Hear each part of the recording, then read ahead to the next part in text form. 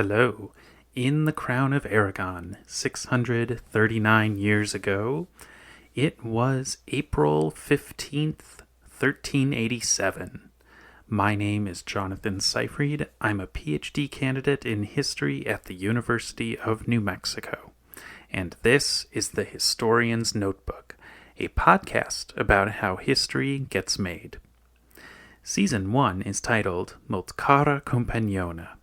We're looking at a document from each day of the first year of the reign of King Joan I of Aragon and Queen Violante de Bar. Let's begin today's document.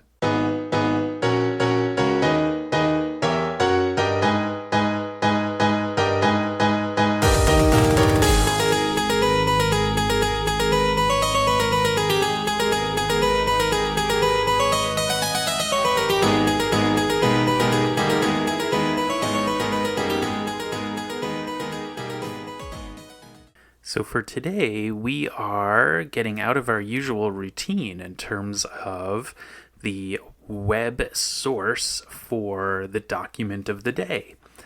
Usually, the place that we're looking at the image from, or the place that the image has been retrieved from, I should say, is Pares, the big database that is run by the Ministry of Culture and Sport of the Spanish government.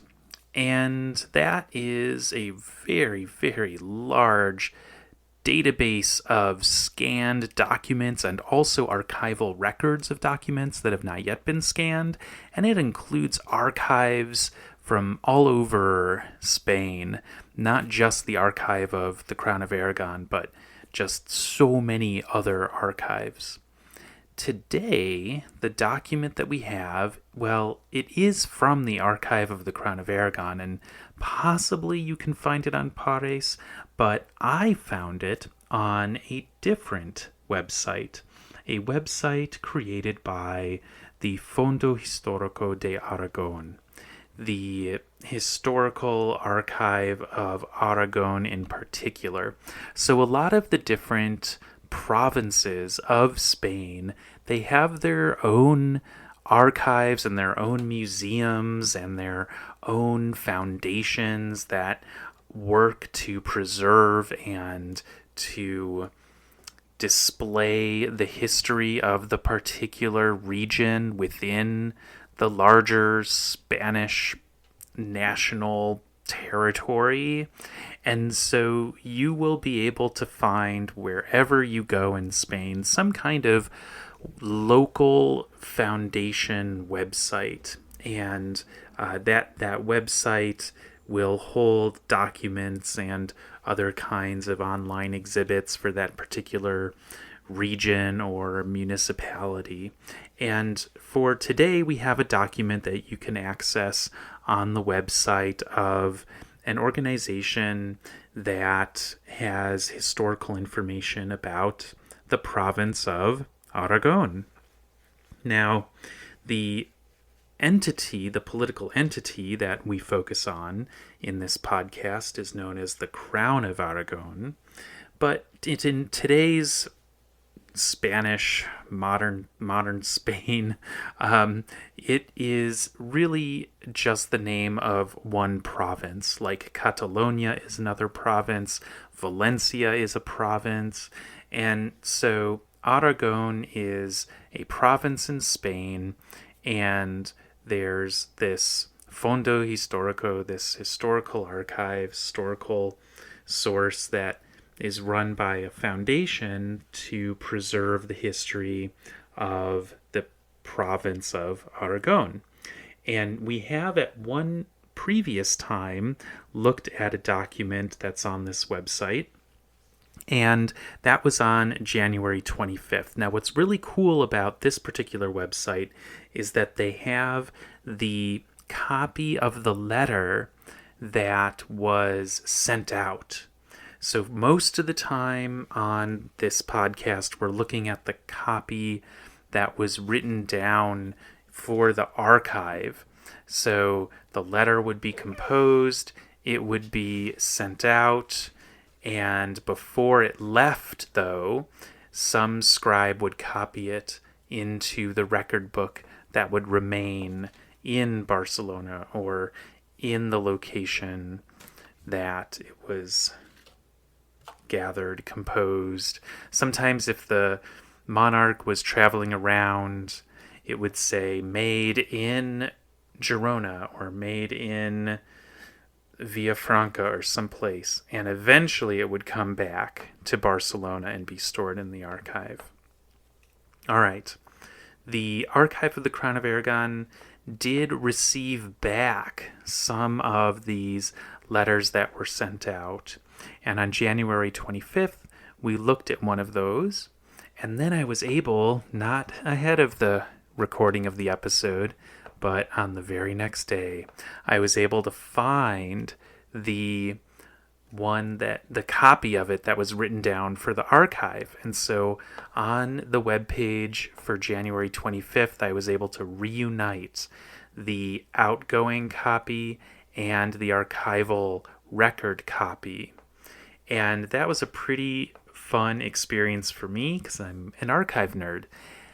I tried to replicate that for today's, and I spent really a great deal of time in the attempt. And once again, as of the day I'm recording this, I was not successful. I will confess to something, which is that I don't record one episode per day. You've probably figured that out if you've been listening and also following along with the web pages in a kind of dedicated way. But yeah, I sometimes do a couple different episode recordings on a single day and then release them as the next days proceed along. And so sometimes I have a little bit of additional time that I can spend to keep looking. And that's what happened for the January 25th document. Hopefully it'll happen for this one. But I gave this one a really good effort. So on the Fondo Historico de Aragon, we've got photographs of the letter that was sent out in remarkably good condition. My gosh. It is like very, I mean, there's hardly any damage to the paper at all. It's pretty amazing. And at some point, the letter made it back to the archive and was just stored in there in what's called box number 1 for the reign of Joan the First. And it is document number 52. Or it could be... Yeah, it's document number 52 in that box. That's how they number it. All right, so really I wanted to find the copy that was made before the letter was sent out. I wanted to find that copy so bad.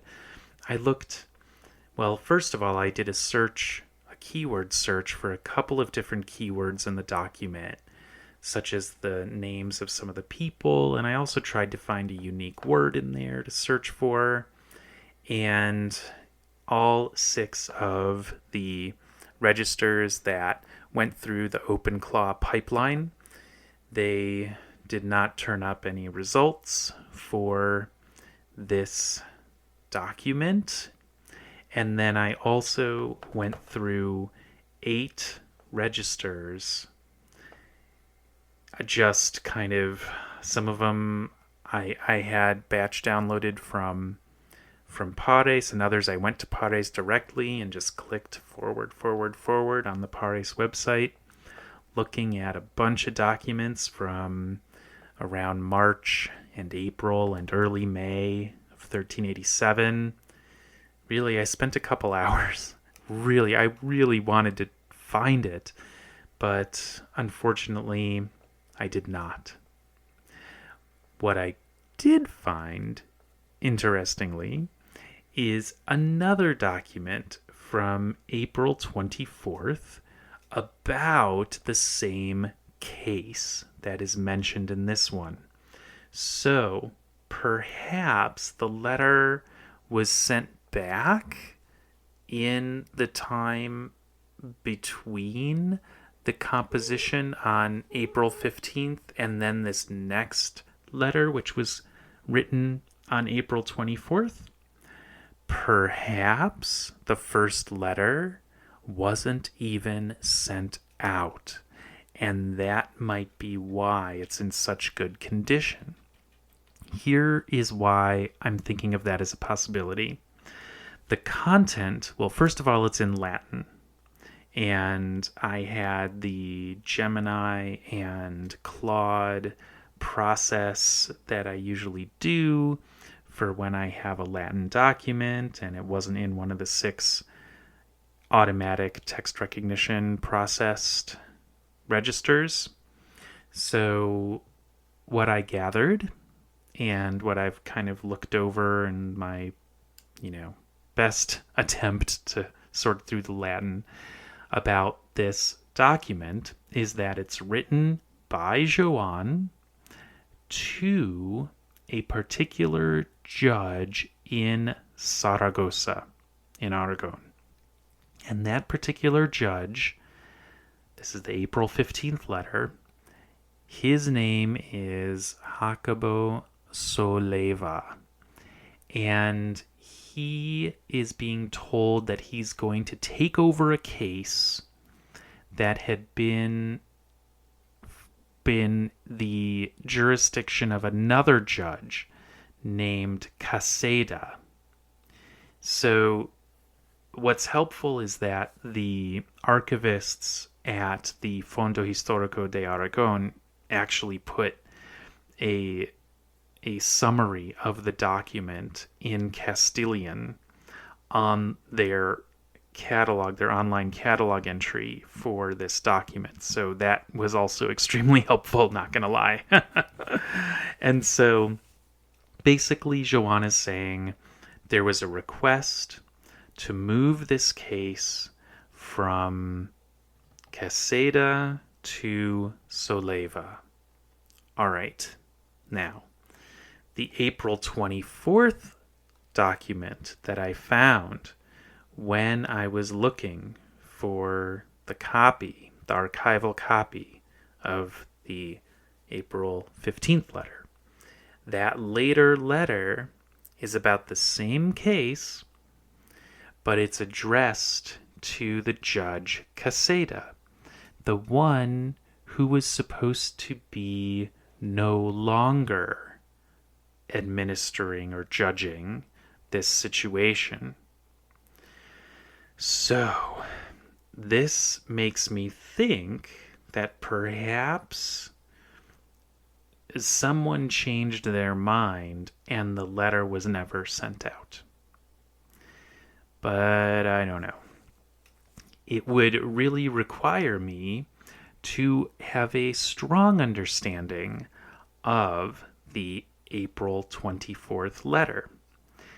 That is not an easy thing to achieve because the April 24th letter, which is folio 111, it starts folio 110V to folio 111R in Register 1827, that document was written by a scribe whose handwriting is torturous. It is so difficult that I really worry about how it would go if I had the large language models try to read it.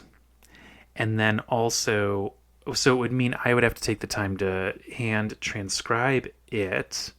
And on the 24th of April, there's a different document that I think is going to be interesting.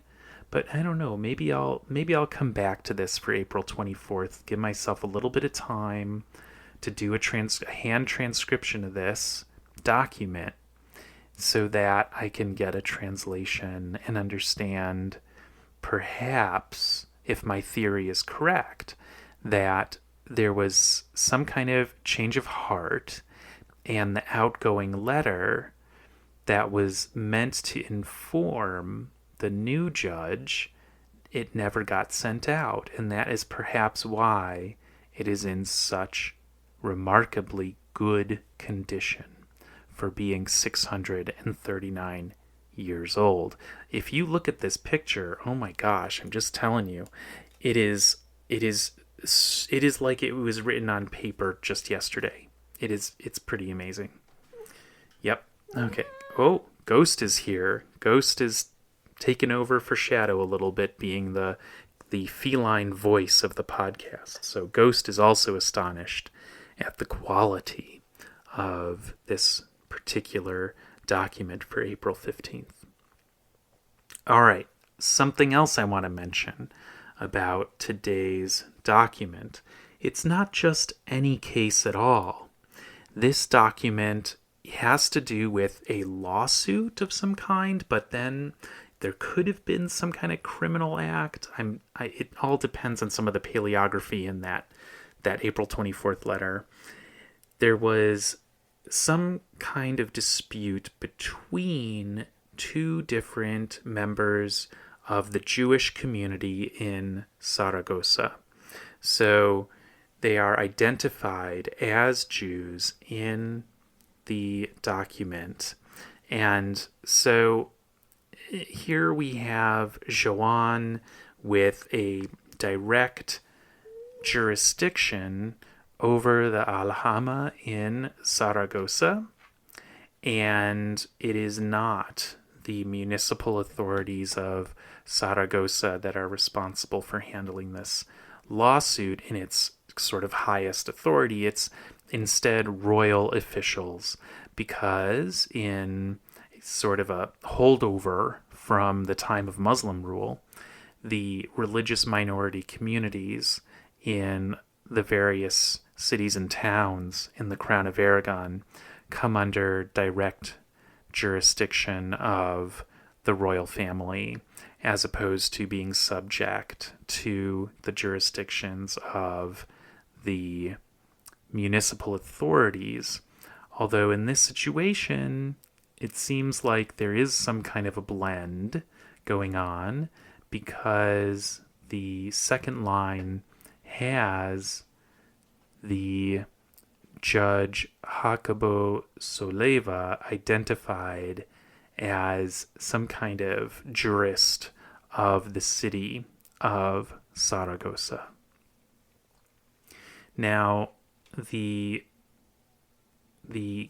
commentary written by the archivists at the Fondo Historico de Aragon identifies Solleva as an auditor of the court. So that, I'm not quite sure where they're... Oh, I see where they're getting it. It's at the end of the first line. Auditori curiae. Nostro Jacobo Solleva Jurispirito Civitatem. It's some kind of blend of these jurisdictions. It's very difficult to figure out without knowing a whole lot about all the legal structures and all the different judge positions and magistrates and the way these things were handled when it was affecting the religious minority communities. It's very difficult to understand exactly what the jurisdictional effect is that's being described in this document. If you are interested in that kind of legal history and how the religious minority communities in the Crown of Aragon were governed, and when disputes happened, how there could be some possible forum shopping or requests on the part of one of the parties to switch the jurisdiction, then this document, if you're interested in that, this document, I think, would be a very, very great one to dig into further. But for my research purposes, I'm not seeing a whole lot here that might merit additional inquiry, because I'm not really seeing the connection that it might have to Violante. We'll see if Violante has anything about the different jurisdictions in Zaragoza in some upcoming document. All right. Thanks for listening to this episode of The Historian's Notebook, Season 1, Molt cara compagnona. If you are leaving with more questions than you arrived with, then I have done my job. Because remember, the motto of the Historian's Notebook is dissatisfaction guaranteed. Visit the website to see an image of today's document and additional show notes. And listen again tomorrow to hear about the next day in the first year of the reign of King Joan I of Aragon and Queen Violante de Bar. In the meantime, take care.